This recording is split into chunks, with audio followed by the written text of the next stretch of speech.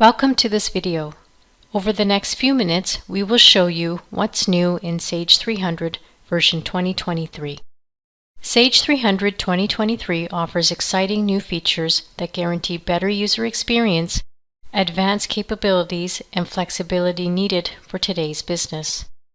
This latest version presents additional functionalities and superior user experience through general improvements, Sage 300 Cloud web screen improvements, other improvements, and Sage CRM integration improvements.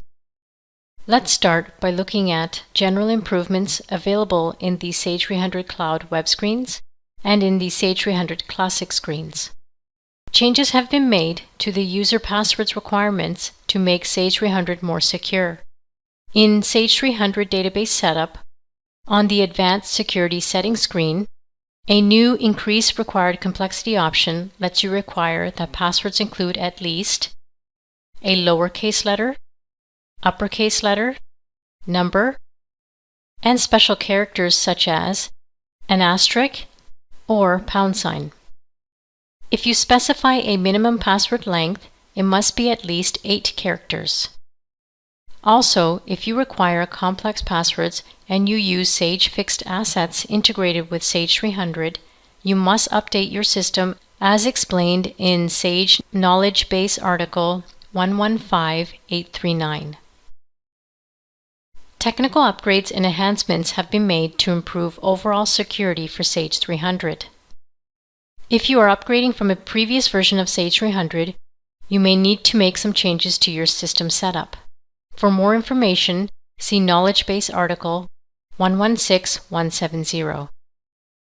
This release includes new web screens for project and job costing.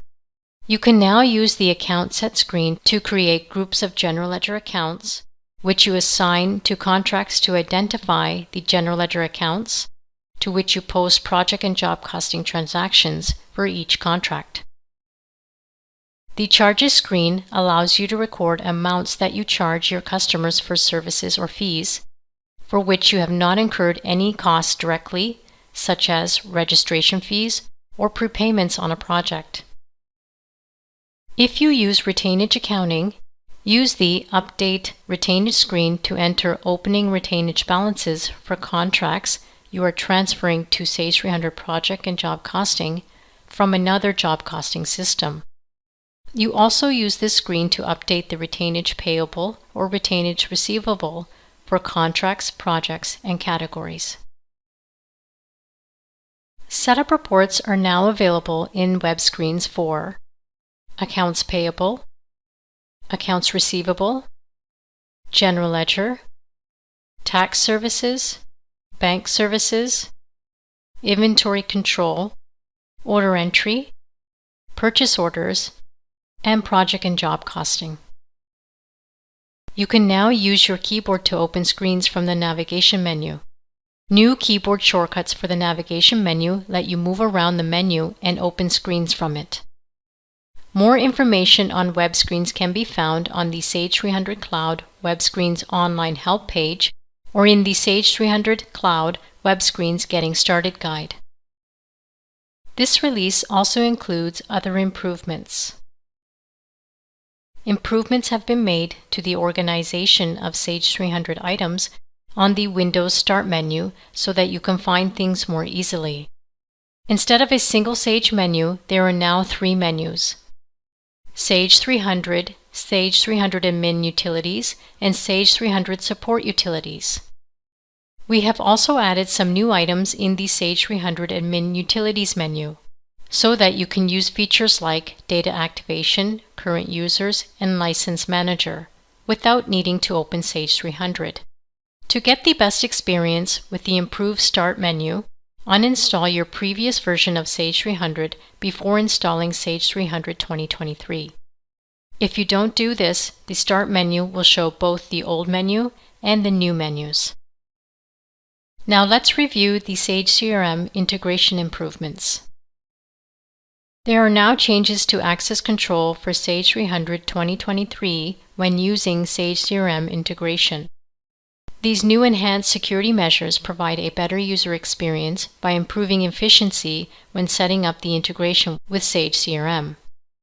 On the EW Sage CRM setup screen, when a user saves the Sage CRM server name from the EW Sage CRM setup screen, the Access Control Allow Origin section will be updated in the web.config file.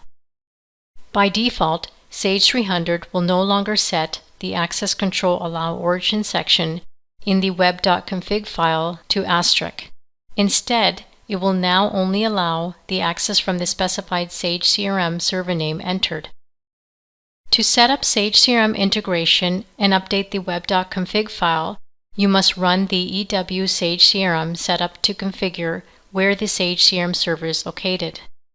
Once you have saved the settings, the Access Control Allow Origin section will be updated in the web.config file. If you are integrating Sage 300 companies with multiple Sage CRM installations across different servers, additional setup will be required. To set up multiple Sage CRM servers, see Sage Knowledge Base Article 116186. On the AR customer screen, when updating the contact information for a customer, the Update CRM data screen will appear. There are three options available for synchronizing the data to a Sage CRM person record.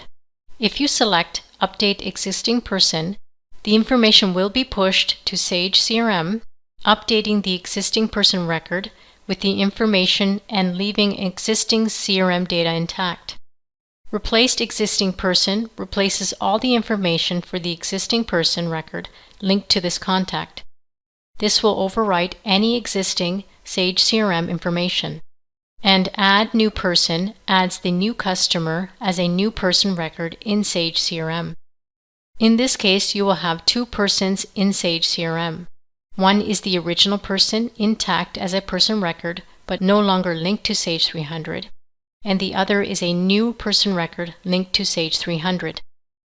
Another change to the AR customer screen is that it now uses the current date by default instead of the Sage 300 session date. This change can be seen on the Statistics tab in the Fiscal Period and Fiscal Year fields, the Comments tab in the Date Entered field, and the Credit Status tab, Age as of field are the areas that now show the current date by default. For more information about this release, including technical information, program fixes, requirements, and more, please refer to the Sage 300 2023 release notes. Congratulations! You now know what's new in Sage 300 version 2023.